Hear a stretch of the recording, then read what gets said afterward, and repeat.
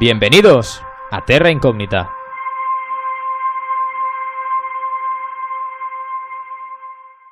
Volvemos con Terra Incógnita y volvemos a ser tres. Y el tercero en cuestión no es otro que nuestro querido amigo y colaborador Richie Ostariz. Richie, ¿qué tal? ¿Cómo estás? ¿Qué nos cuentas? Pues muy bien, encantado de saludaros de nuevo. Ya da gusto volver a hablar con vosotros, que normalmente me paso el día hablando solo. Me siento que hablo solo contra la pared. Bueno, contra el micrófono.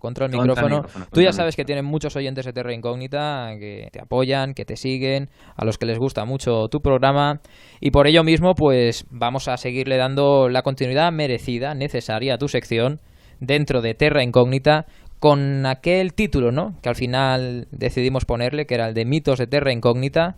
Pero esta vez, como ya dijimos hace poco, ¿no?, que iban a haber unos cambios, y están habiendo unos cambios en el formato del programa, van a ser solo, pues, tus intervenciones, Richie, programas independientes. Sí. Y además, bueno, para mí una de las cosas que comentamos en su día, cuando estábamos hablando de todos estos cambios, de este nuevo formato, y volviendo un poco a lo que hemos comentado al inicio, yo os pedí, si recordáis, pues que fuera un poquito más dialogado, que charláramos, que hubiera más comunicación también entre nosotros. Yo creo que es la forma también de mantener un poco el espíritu de Terra Incógnita, aunque sea dentro de mi sección, aunque hable de los temas que hable, que van a ser los mismos de siempre, pues ya sabéis, mitología, antropología de las religiones, historia de las mismas, creencias, todo lo que tenga que ver de alguna forma, directa o indirectamente, con las creencias del ser humano, pero siempre, pues eso, charlando con vosotros, comentando de alguna forma la jugada, que creo que es la forma más amena de que el oyente conozca estos temas. Y luego, pues, como ya sabéis, no creo que nadie se haya perdido por ahora, porque ya lo hemos anunciado por todos los canales. Bueno, pues tengo ahí el nuevo programa que se llama El Libro Rojo, y para el que quiera profundizar más en estos temas, pues ahí va a encontrar monográficos completos. Sobre los temas que tú tratas, ¿no?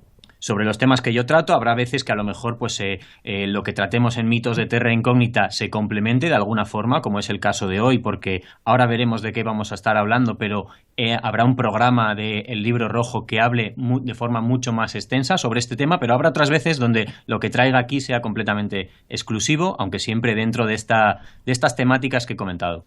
¿Y dónde nos vamos a ir en esta ocasión, Richie? ¿Vamos a quedarnos más o menos por la zona donde estamos nosotros? ¿Vamos a quedarnos en Europa? ¿Nos vamos a ir a América? ¿De qué vamos a hablar hoy?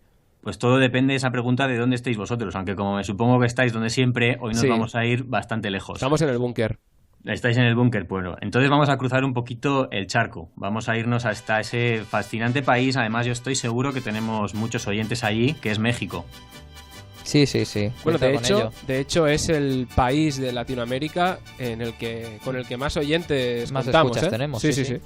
Sí, me pasa a mí lo mismo en mis estadísticas con el mío, México y sorpresivamente El Salvador, que dicen, bueno, pues es un país que también no es tampoco el más grande, ni es pues como pueda ser Perú, donde sí que hay mucha afición también, pero curiosamente desde El Salvador también llegan muchos. Pues ya sabes, Richie, dentro de poco tendrás que tratar en tu programa o bien en el nuestro, en tu sección, algún tema que atañe a la cultura salvadoreña. Eso está hecho, hay que buscarlo y, como siempre digo, pues aprenderemos sobre ello para enseñárselo a los demás. Pero hoy nos vamos a México.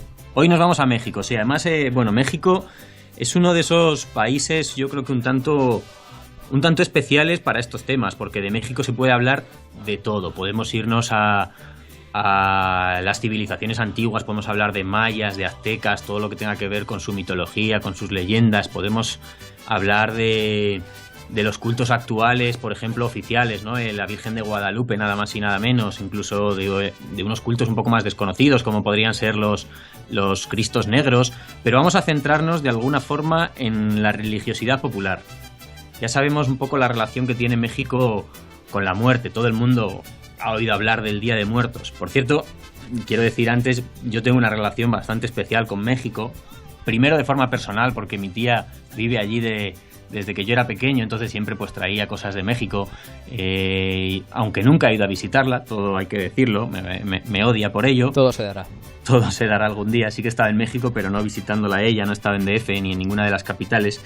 Y luego, aparte, yo en su día, cuando empecé mi vida como diseñador, mi trabajo también como animador, de dibujos animados casi, o de motion graphics, como solemos decir en el mundillo, hice una serie de cortometrajes sobre precisamente el Día de Muertos mexicano, pues mezclando estas dos pasiones pasiones que eran el diseño y el folclore. Y bueno, pues siempre tenía un poco esa admiración por cómo los mexicanos ven a la muerte con ese colorido, con esa alegría, con esa fiesta. Hice una serie, como digo, de vídeos que se llaman Viva Calaca, que se pueden buscar, están en YouTube, en Vimeo, donde queráis, y bueno, pues que tuvieron mucho éxito y se han transmitido y se han emitido en muchos festivales a lo largo del mundo. Así que sí, mi relación con México bastante especial y con muchas ganas pues de contaros hoy lo que venimos a contar. Que es algo relacionado con un pues santo, vamos a hablar sobre la religiosidad popular, ¿no? Porque México es un país también muy, muy peculiar en eso. Obviamente, como decía, es un país católico, es un país donde la Virgen de Guadalupe tiene mucho peso, pero luego alrededor de ella hay ciertos santos, por llamarlos de alguna manera, santos populares, que son los cultos que al fin y al cabo la gente más popular, la gente más humilde, la gente sencilla suele llevar a cabo. Unos cultos, una religiosidad que se vive a partir de ritos, a partir de las fiestas, de la vida cotidiana y, como digo, siempre con mucha alegría.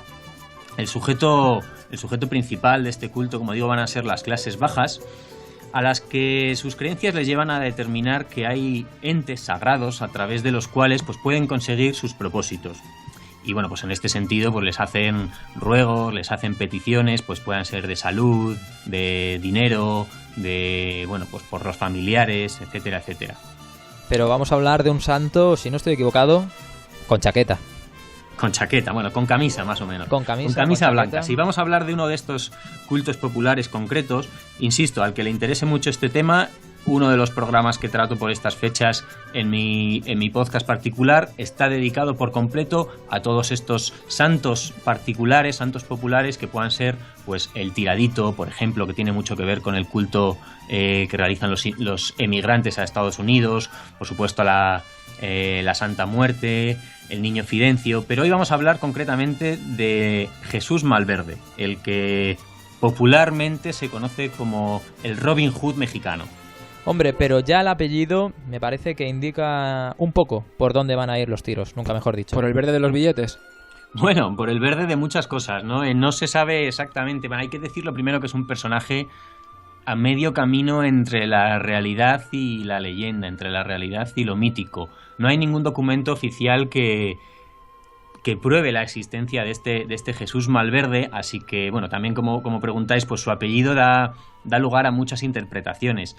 Lo que tenemos que decir, y ahora profundizaremos en ello, es que era una especie de bandido, ¿no? Y bueno, pues su apellido, según para algunos, este Malverde, tendría que ver con que como bandido se escondía entre los campos de vegetación, incluso cubriéndose con hojas de plátano, y pues para cometer sus fechorías, ¿no? De ahí vendría el mal y el verde. Para otros, pues tiene que ver mucho con el narcotráfico, ¿no? Con las hojas de marihuana, pues que hoy en día, pues como decía, se conoce a este santo como el santo del narcotráfico, ¿no? Los narcotraficantes acuden mucho a él pues para pedir sus favores y pues para agradecerle que sus trabajitos hayan tenido éxito. Pues qué curioso, ¿no? Que incluso los narcos tengan sus propios santos. Sí, bueno, pues no soy para nada especialista en lo que tiene que ver ahora mismo con la situación en ese sentido de México y todo lo que tiene que ver con el narcotráfico, pero bueno, el narcotráfico y los narcotraficantes siempre de alguna forma intentan estar cerca de las clases más bajas y es por ello por lo que van a relacionarlo con este santo. Santo, como digo, o no santo, porque para nada está reconocido por la Iglesia católica. Casi todo lo contrario, ¿no? Aunque los fieles van a ser católicos, aunque van a acudir, ahora veremos, a la capilla que existe en Sinaloa de Jesús Malverde, pero no está para nada reconocido por la Iglesia oficial, porque bueno, no deja de ser para ellos un bandido, no un narcotraficante, porque él no lo era, pero sí pues una persona que vivía de alguna forma cometiendo el pecado, aunque fuera para un buen fin, como era el de atracar a los ricos, a los poderosos, a los hacendados, para repartirlo entre la gente del pueblo, entre los pobres. Cuéntanos, Richie, cómo empieza un poco, ¿no?, la historia de Malverde, cuáles son los orígenes, dónde se encuentra un poco casi la frontera, ¿no?, que divide lo que es la leyenda de lo que podría ser el personaje, si podemos llamarlo de alguna manera, histórico, ¿no?, el que puede en algún momento de la historia inspirar a Malverde. Exacto. Bueno, como todo depende mucho de la tradición oral, y como decía, no hay ningún documento oficial, pues como bien dices, no hay una separación, no es posible distinguir si esto es real, si esto es mítico. Tampoco incluso dentro de las diferentes versiones van a coincidir. Algunos nos van a hablar de que vivía en una zona, otros en otra, pero siempre nos vamos a reducir al estado de Sinaloa, en el norte de México. Además, hoy su culto no es de forma exclusiva allí, pero mayormente, ¿no? Ya vamos a tener capillas dedicadas a Jesús Malverde por todo el país, pero la principal va a estar en este estado. En el tiempo tenemos que viajar hasta finales del siglo XIX, durante la dictadura de Porfirio Díaz, militar mexicano. Durante esta época el territorio mexicano, para hacernos un poco idea del contexto, estaba repartido entre unas cuantas familias poderosas, ¿no? Y esto pues acababa derivando en una lucha de clases entre los ricos y los poderosos. No quiero decir la palabra esclavos, pero bueno, de alguna forma al final el pueblo acababa sirviendo a estos señores, o a estos, como dicen, a estos hacendados. Entonces Malverde, la figura de Jesús Malverde, sea mítica o real, pues robaba o atracaba las diligencias de estos señores ricos para repartirlo entre el pueblo. Entonces esto generó una persecución por parte del gobierno, concretamente de un patriarca que tiene nombre y apellidos. Hablaríamos de Francisco Cañedo, que es el que acaba poniendo precio a su cabeza. Incluso una de las leyendas que circulan en torno a Malverde es precisamente que contra este Francisco Cañedo le retó de alguna forma, le dijo que iba a atracar en su propia hacienda. Él puso una seguridad excepcional alrededor y por la noche acabó desapareciendo una espada que él tenía en el dormitorio, el Francisco Cañedo, lo cual hizo ya que intensificara la búsqueda y captura de Jesús Malverde. Pero un momento, Richie, porque a mí me está viniendo a la cabeza claramente una imagen. Estamos hablando de un bandido que roba a los ricos para dársela a los pobres, de un bandido mexicano, y sobre todo si me dices que hay espadas de por medio, evidentemente a mí me viene a la cabeza, como digo, la figura del zorro.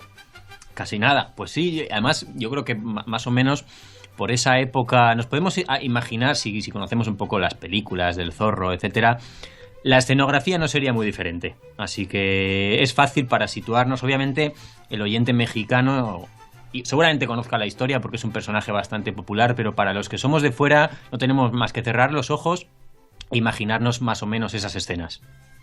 Pero estamos hablando ¿de qué siglo? ¿De qué años?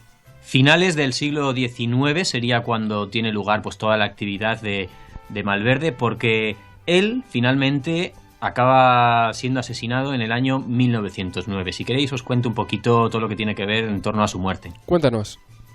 Finalmente, pues como decía, este Francisco Cañedo, este patriarca, este jefe del territorio, pues pone su precio un poco a su cabeza, y tras este episodio de la leyenda, de la espada, que a mí me parece más leyenda que otra cosa, un poquito más exageración, para enaltecer su figura y su coraje y su valentía, pues intensifica la búsqueda de Jesús Malverde y acaban dando con él y consiguen herirle. Y sobre su muerte, en este momento vamos a encontrar también diferentes versiones, desde la que dice que la policía acaba matándole y ahorcándole en un árbol, hasta la más romántica, para que nos veamos también un poco cómo el pueblo ensalza esta figura, repito, como si fuera de Robin Hood, que dice que habiendo puesto pues eso, precio a su cabeza, y viéndose ya en las últimas porque había sido herido y se había refugiado en una cueva, le pide a uno de sus amigos que cuando muera entregue su cadáver para poder cobrar la recompensa y repartirla entre el pueblo, con lo cual pues ya vemos el carácter un poco benefactor. Otra de las teorías diría que este supuesto amigo directamente le traicionó, le entregó a la guardia, y con ello pues terminó la historia de Malverde. Y de paso se queda el dinero. Aunque aquí donde termina su vida es donde empieza un poco su leyenda y sus milagros, y ahora os cuento un poquito más sobre eso. Pero benefactor, si es un traficante, no sé si se puede considerar técnicamente un benefactor. Yo creo que se debería considerar un proveedor. Lo que pasa es que en esta época en la que estamos hablando no tiene nada que ver con el tráfico. Todo el tema del narcotráfico ha venido mucho después, y los narcotraficantes de alguna manera se han identificado con él, pero él como tal no tenía nada que ver con ese mundo. Sí que podemos decir que era un bandido, lo que podríamos decir aquí un bandolero. No sé si tiene relación lo que era un bandolero con lo que allí sería un bandido, pero más o menos es lo mismo. No tiene que ver con el tráfico. El zorro de finales del siglo XIX. Exacto. O un iba a decir nuestro bandolero más famoso en España, pero se me acaba de ir el santo al cielo. Andrés el Barquero. Me refiero a Curro Jiménez, que no sé si era ese el que ibas a decir, exacto, inspirado por la figura de Andrés el Barquero. Pues efectivamente, un poco para relacionarlo y para hacernos una idea de pues cómo sería nuestro Curro Jiménez, de alguna forma. Pero sí, en definitiva, atendiendo un poco a tu pregunta, el propio Malverde no tiene que ver su vida con el narcotráfico, porque todavía no existía eso. Y bueno, por entrar un poco ya en materia de lo que es en lo que ha acabado, ¿no? El culto actual, el culto moderno a Malverde, ¿para qué se encomienda uno a Malverde? Por ejemplo, ¿qué le pide uno a Malverde? ¿Te puede garantizar el éxito de cualquier empresa o es sobre todo en determinados campos de la vida para los cuales uno debe ponerse en contacto, debe orar directamente a la figura de Malverde? Bueno, pues es un poquito para todo, ¿no? Al fin y al cabo, como pasa como cuando te haces un poco fiel de cualquier virgen, por ejemplo. Si tú eres de Zaragoza y eres fiel de la Virgen del Pilar, o si eres de Bilbao de la Virgen de Begoña, o si eres mexicano de la Virgen de Guadalupe, al fin y al cabo acabas yendo para todo, para todos los problemas, para pedir por salud, por dinero, aunque bien es verdad, y respondo a tu pregunta, que cada uno de estos santos populares en México pues tienen como su particularidad, ¿no? Pues el que conozca la figura del tiradito sabe que tiene que ver todo con la emigración a Estados Unidos, con los papeles, con que todo vaya bien. El que conozca la del niño Fidencio pues está más orientado a la curación, a la salud, y pues se ha relacionado a Jesús Malverde pues con este tema un poco más oscuro del narcotráfico, también el que ha tenido algún problema pues por armas o por peleas y ha acabado en la cárcel.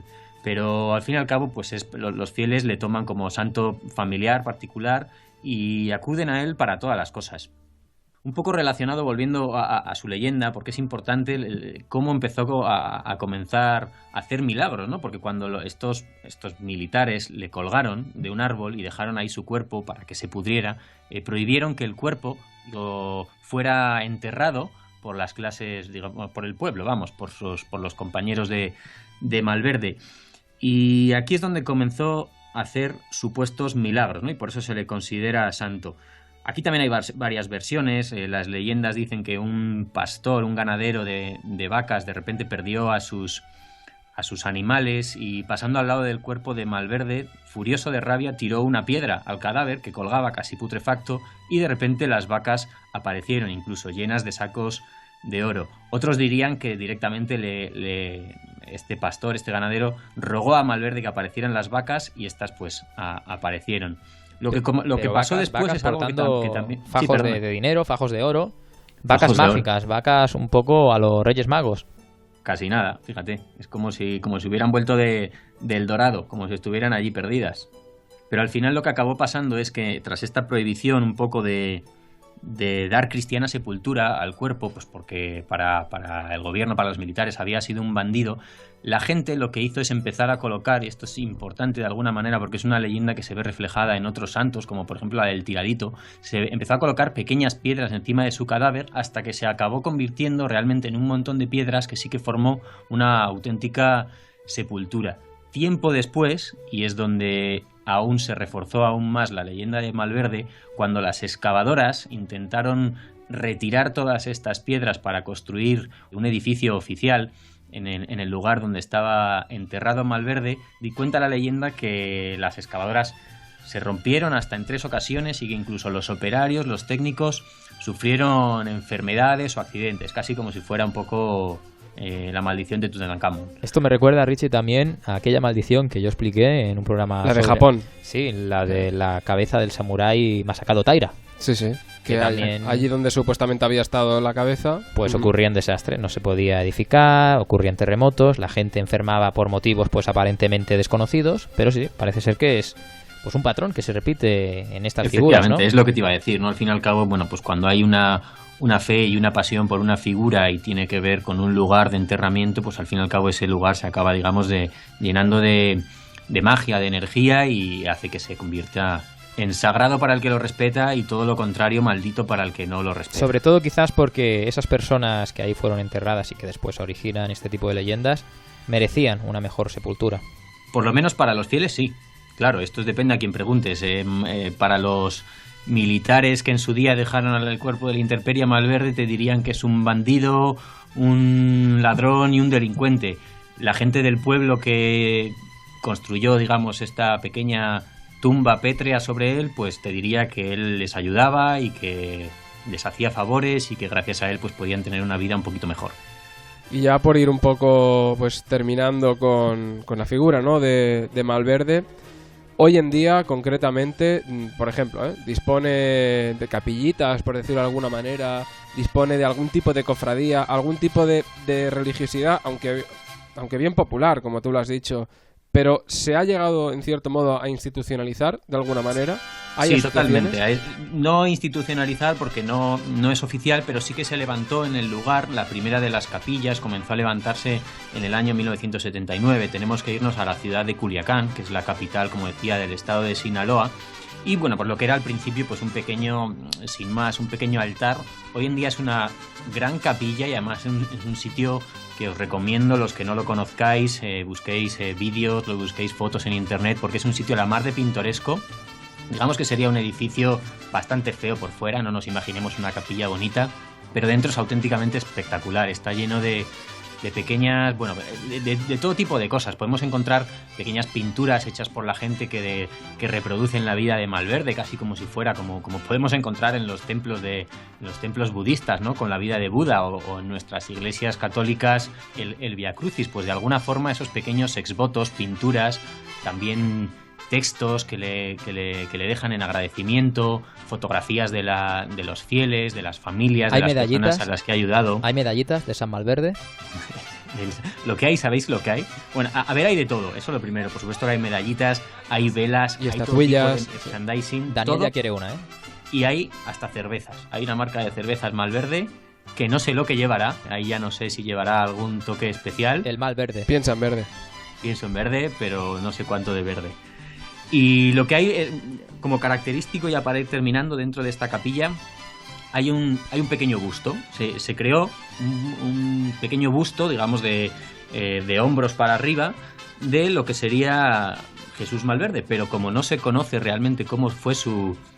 Bueno, primero no se conoce realmente si existió, aunque para los fieles de eso no hay duda, pero como no se tiene una imagen de él, este busto, el artista que creó este busto, que le vamos a encontrar pues con una camisita blanca, con un pañuelo negro y con el típico bigote mexicano negro, se inspiró en el actor y cantante mexicano Pedro Infante, que es uno de los iconos de la de oro del cine mexicano. Ah, vaya, eso no lo sabía yo. O sea que la efigie que se ve pues comúnmente en los bustos, en las medallitas, en los retratos de San Malverde, no es la que propiamente tenía el personaje legendario real.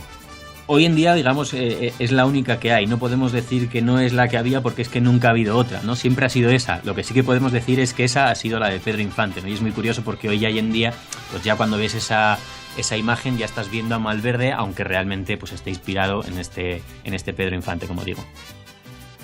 Hoy ante tu cruz postrado, oh Malverde mi señor, te pido misericordia y que alivies mi dolor. Tú que moras en la gloria y estás muy cerca de Dios, escucha los sufrimientos de este humilde pecador. Oh Malverde milagroso, oh Malverde mi señor, concédeme este favor y llena mi alma de gozo. Dame salud, Señor, dame reposo, dame bienestar y seré dichoso. Qué dichoso eres, Daniel, hay que ver. Qué dicharachero, qué dicharachero. También, pero esto no deja de alargar ya tu legendaria ya tradición de seguir con los de Rapsoda, de Max Payne. Pero ha estado bien. Yo lo que querría saber es si cuando has recitado ahora mismo esta oración a Malverde, ¿qué estabas pidiendo? ¿En qué estabas pensando? ¿Si para hacer el bien o para hacer el mal? Pues sinceramente no estaba pensando absolutamente en nada. Simplemente en el vacío. En el vacío. En el vacío cósmico. En el vacío existencial, ¿no? Entonces seguro que se te cumple. Que puebla nuestros días y nuestras horas y... En fin... Que ha sido un placer, como siempre, y que volvemos a encontrarnos en el próximo Mitos de Terra Incógnita, en el que volveremos a charlar los 3, los 4, si vuelve el primo Edgar, aunque esté siempre ahí de forma omnipresente. Y hasta entonces, bueno, pues invitar a los oyentes a suscribiros a ese canal que es El Libro Rojo, y también pues están las páginas de Facebook y de Twitter @ellibrorojoR, donde podréis ir conociendo, como siempre, más mitos, leyendas y historias relacionadas directa o indirectamente con las creencias del ser humano. Pues nada, un placer haber charlado contigo, Richie, y como tú bien dices, te esperamos para otra ocasión, seguir hablando de estos temas y con este nuevo formato que inauguramos hoy. Este nuevo formato de mitos de Terra Incógnita. Donde Daniel en cada ocasión nos cantará. No. Nos recitará algún poema.